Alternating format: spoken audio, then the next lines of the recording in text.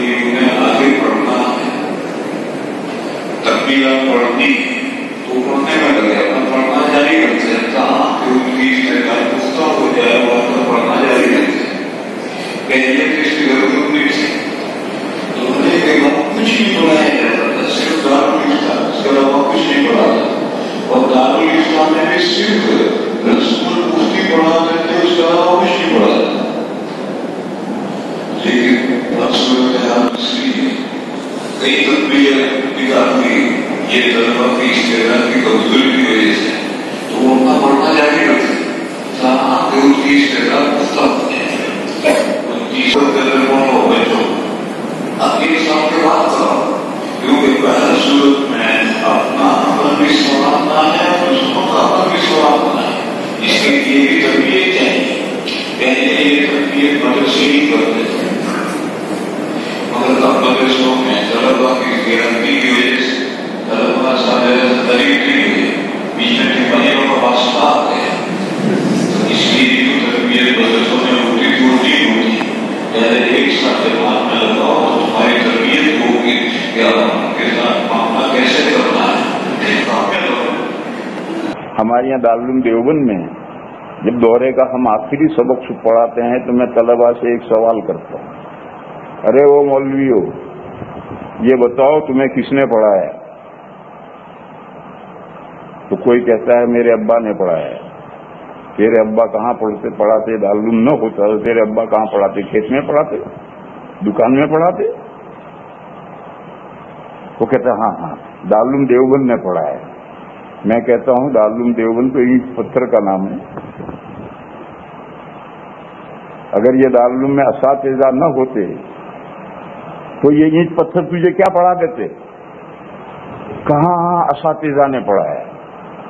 تو میں کہتا ہوں اساتذہ کو تو محتمم تنخواہ دیتا ہے، اس لیے اساتذہ یہاں جمع ہیں اور تجھے پڑھا رہے ہیں۔ اگر محتمم چندہ کر کے لا کر ان کو تنخواہ نہ دیتا تو اساتذہ کہاں یہاں ہوتے؟ وہ اپنا پیٹ پالنے کے لیے کہیں بھی کام کرتے ہوتے، کہاں یہاں اکٹھا ہوتے؟ تو کہ ہاں محتمم صاحب نے پڑھایا۔ تو میں کہتا ہوں محتمم صاحب کو لوگوں نے چندہ دیا تبھی تو انہوں نے مدرسہ چلایا، اگر لوگ چندہ نہ دیتے تو کہاں سے محتمم چلاتا؟ اب وہ ٹھپ ہو کے کھڑا ہو جاتا ہے۔ تب میں انہیں سمجھاتا ہوں کہ دیکھو تمہیں ملت نے پڑھایا، تمہیں ملت اسلامیہ نے پڑھایا، پیسہ روپیہ 5-5 10 روپے ملت نے اکٹھا کیے، ادارے قائم کیے، اساتذہ آئے، محتمین آئے، تعلیم و تعلم کا ایک نظام بنا اور اللہ نے آپ کو اس ذریعے سے علم دیا، بس آپ کو پڑھایا ہے ملت نے۔ جب ملت نے پڑھایا ہے تو اب آپ فارغ ہونے کے بعد ملت کے حق میں کیا بنتے ہو؟ سپوت بنتے ہو، پوت بنتے ہو، کپوت بنتے ہو، کیا بنتے ہو؟ یہ گجراتی لفظ ہیں، سب اردو میں بھی استعمال ہوتے ہیں۔ سپوت وہ اولاد ہے جو باپ کا نام روشن کرے، پوت وہ اولاد ہے جو نہ باپ کا نام روشن کرے نہ باپ کا نام بدنام کرے، اور کپوت وہ اولاد ہے جو باپ کا نام بدنام کرے۔ بس اب دیکھنا ہے کہ تم ملت نے تمہیں پڑھایا، اب تم ملت کے حق میں کیا بنتے ہو یہ دیکھنا ہے۔ اگر تم نے جیسا ملت نے تمہیں پڑھایا، دین سکھلایا، اگر تم نے ملت کی خدمت کی کسی بھی لائن سے، دیکھو کوئی لائن متعین نہیں ہے ملت کی خدمت کرنے کی، بے شمار لائنیں ہیں، کہیں سے کسی لائن سے آپ نے خدمت کی ملت کی تو آپ ملت کے اپنے سپوت بنے، اور آپ نے کوئی خدمت نہیں کی، مگر جو پڑھا اسے محفوظ رکھا تو آپ پوت ہیں۔ اور اگر کوئی خدمت بھی نہیں کی اور جو پڑھا وہ بھی محفوظ نہیں رکھا، نماز بھی نہیں پڑھتا، جماعت سے نہیں پڑھتا، چپ کے بیڑی پیتا ہے، لوگوں کی غیبتیں کرتا ہے، یہ کرتا ہے وہ کرتا ہے، مولوی کی شان بھی اس میں واقع نہیں ہے، تو یہ ملت کا سپوت ہے نہیں، پوت ہے نہیں، یہ کپوت ہے۔ کہ ملت نے تو پیسہ خرچ کر کے تجھے ایک عالم کے تیار کرنے پر ملت کا ہزاروں روپیہ لگتا ہے، ملت نے ہزاروں روپے خرچ کر کے تجھے عالم بنایا اور تیرا ذاتی عمل بھی صحیح نہیں رہا، بس تو کپوت۔ لہذا میرے عزیزو، یہ ہمیشہ یاد رکھو کہ کم سے کم اپنی ذات تک تو اپنے پڑھے کا لحاظ کرو. اور اصل ذمہ داری تو یہ ہے کہ ملت نے تمہیں تیار کیا، اب تم ملت کو تیار کرو.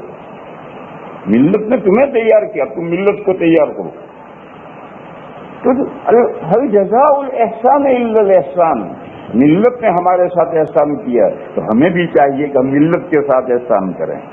یہ چند مختصر سی باتیں عرض کی تھی، اس کو ذہن میں رکھو اور اس کے بعد اگلی زندگی اپنی سنوارو اور اگلی زندگی میں آگے بڑھو. جن کی استعدادیں بن گئی ہیں وہ تو دوسرا اقرا شروع کریں. اور پہلے اقرا کے 7-8 سال ہیں، دوسرے اقرا کی کوئی نہایت نہیں ہے. مرے گا تو وہ اقرا پورا ہوگا. اور اگر پہلے اقرا میں آپ کی استعداد نہیں بنی تو ملت کی خدمت کرنے کی بہت سی راہیں ہیں. تبلیغ میں نکل جاؤ، مدارس کے اندر، مکاتب کے اندر بچوں کو ابتدائی دین کی تعلیم دو. معاشرے میں جہاں رہتے ہو اپنے خاندان پر، اپنے محلے والوں پر محنت کرو، ان کو دیندار بناؤ. مختلف طرح سے بھی ملت کی خدمت کی جا سکتی ہے. اللہ تعالی ہمیں اس کی توفیق عطا فرمائے.